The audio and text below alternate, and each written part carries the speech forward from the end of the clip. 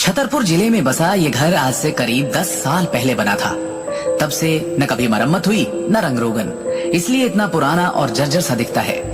घर को देखे तो नहीं कह पाएंगे कि दिल्ली और उसके आसपास बसे नारंग ग्रुप ऑफ ज्वेलर्स के परिवार में से कोई यहाँ रहते हैं। लेकिन यहाँ रहते हैं भवानी नारंग के मंझले बेटे अखिल, उनकी पत्नी सिमी, बेटी दृष्टि और दामाद शिवम। शिवम और दृष्टि अभी अभी तान्या की शादी से घर लौटे हैं और उनके अंदर आते ही अखिल और सिमी गंभीरता से उन दोनों को देखते हुए सोफे पर बैठ गए। सिमी शिवम को तिरस्कृत नजरों से देखते हुए बोल पड़ी, हाँ, किस मुंह से वापस आए हो तुम घर पर शिवम? पता चला हमें आज वहां शादी में क्या हुआ। पता नहीं वो कौन सी मनहूस खड़ी थी जब ये दुर्भागी हमारे घर आया। आज फिर हमारे किए कराए पर पानी फेर दिया तूने। ये कहते हुए सिमी ने अपने पैर पटके और उठ खड़ी हुई, लेकिन इससे पहले कि वो कुछ और कहे, दृष्टि आगे बढ़कर कहने लगी, बस करो माँ, इसे डांटना बंद करो। वहां शादी में जो कुछ भी हुआ उसमें शिवम की कोई गलती नहीं थी और तान्या और उसके पति दर्श की वैसे भी हमारी मदद करने की कोई मंशा नहीं थी। उसकी बात सुनते ही सिमी का खून खौल गया और वो उस पर बरस पड़ी। बेवकूफ लड़की, तो अभी भी इसी की तरफदारी कर रही है। क्या कुछ नहीं सहा तूने इसकी वजह से? इसी की वजह से आज तू ऐसी बेकार जिंदगी जी रही है। काश तूने किसी अमीर खानदान में शादी की होती। और दृष्टि जैसे करारा जवाब दांतों तले दबाए बैठी थी। मुझे तो ये समझ नहीं आता माँ कि आप हमेशा दूसरों पर निर्भर क्यों रहती हो? कभी खुद पर भरोसा करना भी तो सीखो। खुद पर भरोसा? ठीक है, ये भी सही है, मान लेती हूँ तेरी बात, सही है। बाहर वाले तो सुनाते ही हैं, अब तू भी शुरू हो जा। ये कहते हुए सिमी ने दृष्टि को एक कड़वी सी मुस्कुराहट दी और नजरें घुमाते हुए अखिल की तरफ गुस्से से देखा। अखिल अभी भी सोफे पर ही शांति से बैठा हुआ है। सिमी को घूरते हुए देख उसने धीरे से खुद से कहा, लगता है अब मेरी बारी है। और इतने में सिमी अखिल से बोल पड़ी, मेरी बेटी दिन रात इतनी मेहनत करती है, हर दिन जूझ रही है, पर तुम्हारा क्या? तुमने कुछ किया है उसके लिए आज तक? अखिल ने चिंताजनक होकर एक गहरी सांस ली और शिवम, जिसे शायद पहले से ही पता था कि घर पर ये सब होने वाला है, उसने परवाह न करते हुए धीरे से सबसे नजरें बजाकर किचन की तरफ अपना रुख कर लिया। खाना लग रहा है। शिवम पूरा खाना बना चुका था और ये कहते हुए टेबल पर प्लेट्स लगाने लगा। सारा परिवार खाने की टेबल पर पहुंच तो गया, लेकिन सब एकदम चुप हैं। शिवम, तान्या ने आज जो कुछ भी कहा वो तुम्हें पता तो चल ही गया होगा। ये कहते हुए सिमी ने शिवम की तरफ गंभीरता से देखा। माँ, ये कहते हुए दृष्टि ने अपनी चम्मच प्लेट में पटकी और चिल्ला पड़ी, मैं किसी के दबाव में आकर शिवम को तलाक नहीं दूंगी। सिमी ने दृष्टि को घूरते हुए कहा, क्या? अब ये मत कहना कि तू इसे अब भी पसंद करती है। तुझे सच में अपने पापा की फैक्ट्री की हालत दिखाई नहीं दे रही? कितने सारे वर्कर्स की तो पता नहीं कितने महीनों की तनख्वाह देना बाकी है। अब तो बस खुद को दिवालिया घोषित करना बाकी रह गया है। ऐसे ही चलता रहा तो वो दिन दूर नहीं जब हम सब सड़क पर कटोरा पकड़े नजर आएंगे। और तुझे क्या लगता है शिवम भरी महफिल में तान्या और उसके पति को नीचा दिखाकर आएगा, करण पे हाथ उठाएगा और वो बदला नहीं लेंगे? अभी भी कह रही हूँ, मान जा। इससे तलाक लेना ही इस वक्त हम सब के लिए अच्छा है। दृष्टि दांतों तले जीभ दबाए बैठी रही और कुछ नहीं बोली। अपनी बेटी को ऐसे देख सिमी कठोर स्वर में बोली, क्यों अखिल, तुम ऐसे ही मुंह में दही जमाए रहोगे? तुम्हें नहीं समझा रहा अपनी बेटी को कुछ? अखिल के चेहरे पर मजबूरी साफ थी और इसलिए वो चुपचाप बैठे रहे। अपना खाना खत्म करके शिवम ने अपने बर्तन धोए और चलते हुए अपने कमरे में आ पहुंचा और फिर वो अपने बेड पर पांव मोड़कर एक आराम करते हुए अजगर की तरह बैठ गया। ध्यान या मेडिटेशन करने की महारत उसने पिछले कुछ सालों में ही पाई थी। बाहर की मलिन दुनिया में जो भी चले, यही बस एक वक्त होता है उसके मन को शांत करने का, क्योंकि इस वक्त उसका दिल जरा भी नहीं डगमगाता। शिवम के लिए मेडिटेशन उसके शरीर के अंदर दिन भर में जमा हुई गंदगी बाहर निकालने का एक जरिया है। जैसे पानी में धूल, वैसे ही इस नश्वर दुनिया के मामले अंततः नीचे बैठ ही जाएंगे।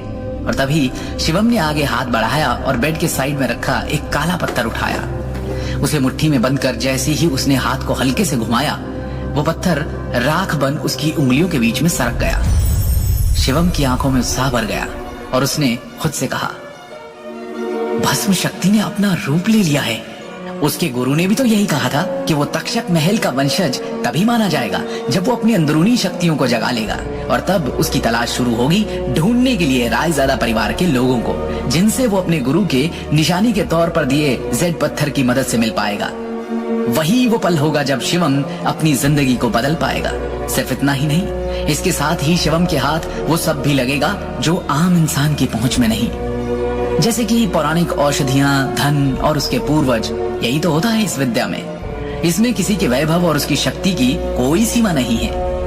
हालांकि एक इंसान का सामना उसके पूर्वजों से और इस सदियों पुरानी विद्या के महारथियों से तभी होता है जब वो अपने अंदर की शक्तियों पर जीत हासिल कर लेता है, उन्हें जगा लेता है। तब कहीं जाकर वो उस ऊर्जा को पहचान पाता है जो उसे एक आम आदमी की जिंदगी से बहुत ऊपर ले जाने वाली है, शक्तियों की दुनिया में।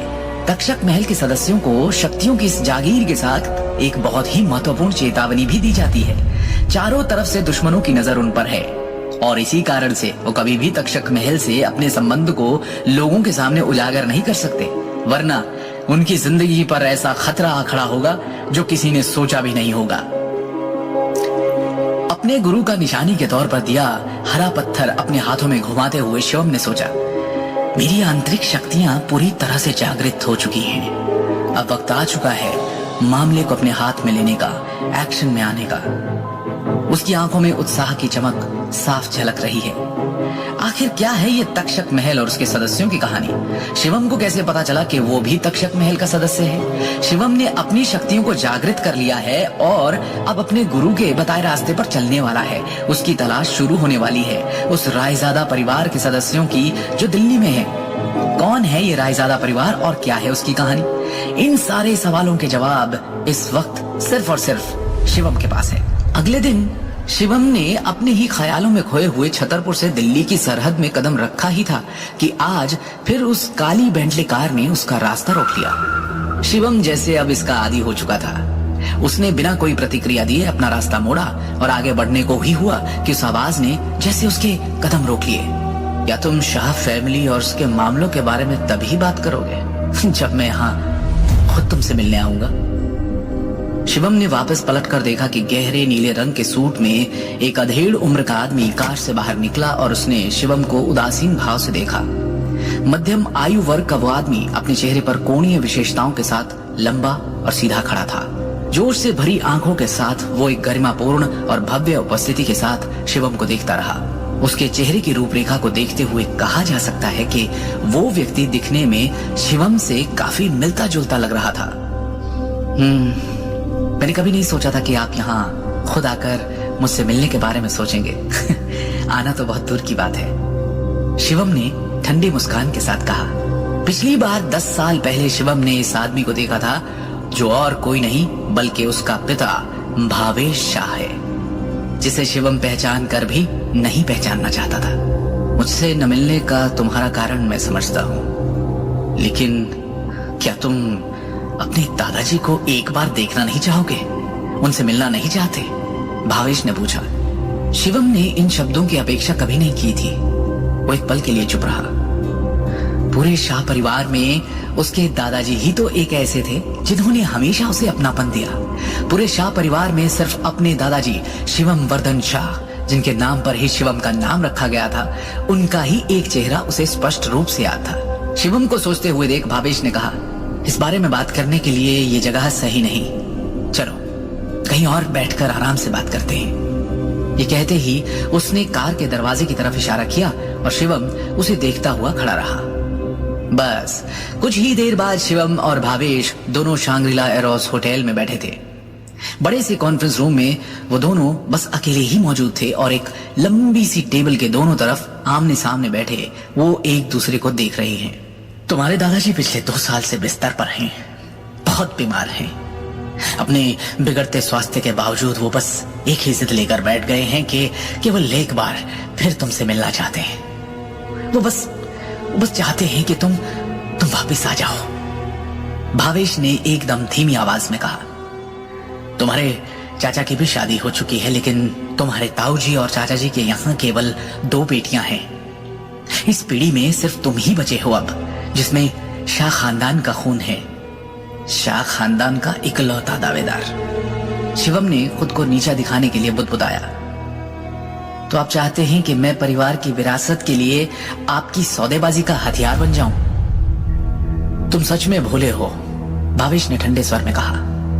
हमारे परिवार का जो व्यापार है उसकी अनगिनत शाखाओं के अलावा हमारे शाह परिवार का दिल्ली और उसके आसपास के इलाकों में बड़ा पारिवारिक व्यवसाय है।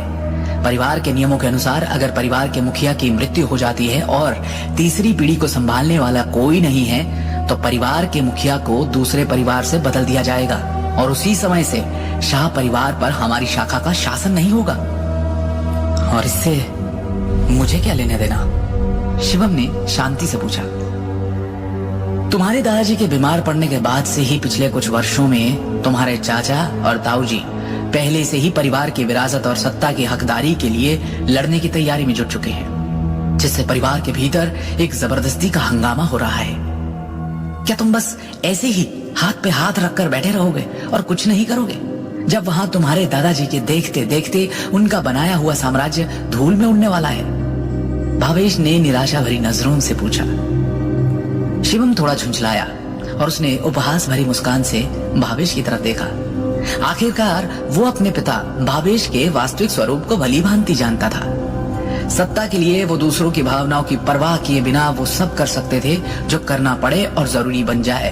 अगर उसके दादाजी को गंभीर बीमारी ना हुई होती तो शाह परिवार में भावेश की स्थिति कभी हिलती ही नहीं। और तो और दिल्ली के शाह परिवार का दूसरा उत्तराधिकारी होते हुए वो अपनी स्थिति को कैसे कम कर सकता है और शिवम से मिलने के लिए छतरपुर आ सकता है?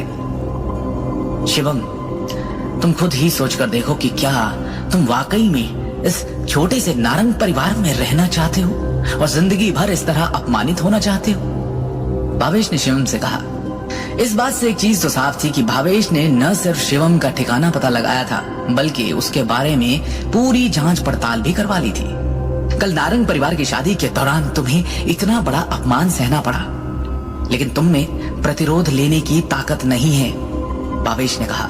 क्या तुम उनसे बदला लेने की शक्ति नहीं चाहते? क्या तुम नहीं चाहते कि तुम्हें वो रुतबा, वो शोहरत, वो ताकत मिल जाए कि तुम जब चाहो तब पूरे नारंग परिवार को अपने सामने पैरों पर घुटने टेकने के लिए मजबूर कर दो?